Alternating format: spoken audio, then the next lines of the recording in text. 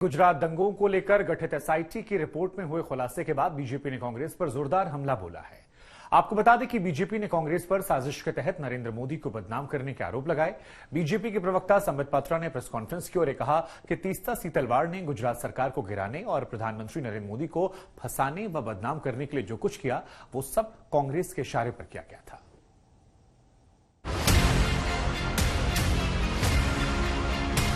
किस प्रकार से नरेंद्र मोदी जी के नाम को शामिल किया जाए, किस प्रकार से उन्हें अपमानित किया जाए, इस मनसा के साथ तीस्ता और उनके साथी काम कर रहे थे। षड्यंत्र के रचयिता कौन थे? Ahmed Patel. The driving force behind Ahmed Patel was his boss Sonia Gandhi. Gujarat दंगों में एसआईटी के हलफनामे के बहाने ये बीजेपी का तीस्ता सीतलवाड़ पर तीखा वार है। कांग्रेस पार्टी पर सबसे करारा प्रहार है, क्योंकि एसआईटी की जांच रिपोर्ट सामने आने के बाद बीजेपी ने तीस्ता और कांग्रेस का सीधा कनेक्शन बताया। गुजरात दंगों के बाद तीस्ता सीतलवाड़ के राजनीतिक एजेंडे का मुद्दा उठाया। उस समय जो राज्य की सरकार थी गुजरात में, किस प्रकार से उसे बर्खास्त किया जाए और उसे अस्थिर बनाया जाए, यह प्रथम राजनीतिक मनसा, यह प्रथम पॉलिटिकल ऑब्जेक्टिव तीस्ता सीतलवाड़ और उनके मित्रों का था, उनके साथियों का था।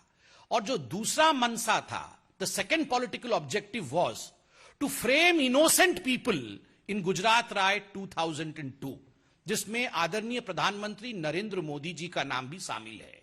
किस प्रकार से नरेंद्र मोदी जी के नाम को शामिल किया जाए, किस प्रकार से उन्हें अपमानित किया जाए, उनको किस प्रकार से पदच्युत किया जाए, किस प्रकार से उन्हें परेशान किया जाए, ताकि भविष्य का एक लीडर जो भारतीय जनता पार्टी को आगे लेने की क्षमता जिसमें है उसे रोका जा सके, इस मनसा के साथ तीस्ता और उनके साथी काम कर रहे थे। यानी बीजेपी ने साफ आरोप लगाया है कि तीस्ता सीतलवाड़ ने कांग्रेस की शह पर नरेंद्र मोदी की अगुवाई वाली गुजरात सरकार को अस्थिर करने की साजिश रची। गुजरात सरकार की छवि को धूमिल करने के लिए तमाम झूठी कहानियां गढ़ी और ये सब कुछ किया कांग्रेस के वरिष्ठ नेता रहे अहमद पटेल के जरिए। लेकिन इसके पीछे सबसे बड़ी भूमिका थी कांग्रेस अध्यक्ष सोनिया गांधी की। षड्यंत्र के रचयिता कौन थे? Who were the ones who were driving these conspiracies? Ahmad Patel. Shri Ahmad Patel जो पूर्व के कांग्रेस के दिग्गज नेता, राज्यसभा के मेंबर ऑफ पार्लियामेंट और मुख्यतः chief political adviser to the then Congress president Sonia Gandhi. मैं आज इस मंच से अहमद पटेल जी की शांति की कामना करता हूं। वो आज हमारे बीच में नहीं है और भारतीय जनता पार्टी संवेदनशीलता में विश्वास रखती है। अहमद पटेल तो मात्र एक नाम है, he is just a name. The driving force behind Ahmed Patel was his boss Sonia Gandhi. इतना ही नहीं, एसआईटी के हलफनामे के हवाले से बीजेपी ने पूरे षड्यंत्र में पैसे के लेन देन का भी आरोप लगाया। बीजेपी के मुताबिक तीस्ता सीतलवाड़ कांग्रेस की बड़ी साजिश का हिस्सा थी। तीस्ता सीतलवाड़ को अहमद पटेल ने 30 लाख रुपए की पहली किस्त दी थी। सर्किट हाउस में हुई लेन देन के सबूत और गवाह हैं। पैसे दिए गए और जो पहला किस्त गया है वो पहला किस्त 5 + 25 अर्थात 30 लाख का पहला किस्त सोनिया गांधी जी ने तीस्ता सीतलवाड़ को दिया। अहमद पटेल जी हमारे बीच में नहीं है। अहमद पटेल जी ने तो केवल डिलीवर किया, दिया सोनिया जी ने अपनी तिजोरी से, डिलीवरी की अहमद पटेल जी ने और लिया तीस्ता सीतलवाड़ ने। और याद रखिए, ये 30 लाख उस जमाने में केवल पहला किस्त था। This was just the first instalment.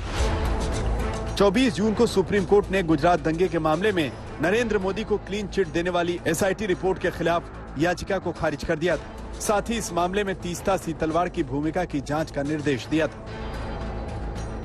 Supreme court के आदेश के बाद अहमदाबाद क्राइम ब्रांच ने तीस्ता सीतलवाड़, पूर्व आईएएस संजीव भट्ट और डीजीपी रहे आरबी श्री कुमार के खिलाफ फर्जी दस्तावेज बनाकर साजिश रचने का मामला दर्ज किया। तीस्ता सीतलवाड़ और श्री कुमार को गिरफ्तार किया। अब एसआईटी की जांच रिपोर्ट के बहाने बीजेपी कांग्रेस को मोदी के खिलाफ साजिश का हिस्सा बता रही है। वहीं कांग्रेस इन आरोपों को गुजरात चुनाव से जुड़ा हुआ मान रही है। अब चुनाव आ रहा है 5 महीने बाद, फिर से ये नई थ्योरी ले आए कि अहमद पटेल जी, सोनिया जी सब मेरे खिलाफ षड्यंत्र। अरे अगर हम षड्यंत्र रच रहे होते और इनकी तरह की राजनीति करते तो क्या ये मुख्यमंत्री रह सकते थे गुजरात के? इन्हें खुद सोचना चाहिए। जब जब आप देख लीजिए गुजरात में इलेक्शन आता है तो ऐसे सारे मुद्दे खड़े हो जाते हैं कि जिससे पोलराइजेशन हो, धार्मिक लागणियां, जाति धर्म के बीच के अंदर कि कहीं ना कहीं कुछ ना कुछ गलत फहमियां हो या एक दूसरे में वाद विवाद खड़ा हो। अब गुजरात सरकार गिराने की साजिश के आरोपों पर सियासत गर्मा गई है। जाहिर है इन आरोपों पर नया घमासान छिड़ेगा। इन आरोपों का असर गुजरात चुनाव में भी दिखेगा। आज तक ब्यूरो। तीस्ता सीतलवाड़ पर एसआईटी के दावे के बाद बीजेपी और कांग्रेस अब आमने सामने आ गए हैं। कानूनी लड़ाई जो है वो सियासी लड़ाई भी बनती जा रही है। बीजेपी लगातार ये आरोप लगा रही है कि तीस्ता सीतलवाड़ ने जो कुछ किया वो कांग्रेस से कहने पर किया, और वहीं कांग्रेस इन तमाम आरोपों को गलत बता रही है। गुजरात चुनावों से पहले बंटने वाली सियासत का लगातार आरोप लग रहा है और यह कहा जा रहा है कि यह मामले को चुनाव में ध्रुवीकरण के लिए इस्तेमाल किया जा रहा है।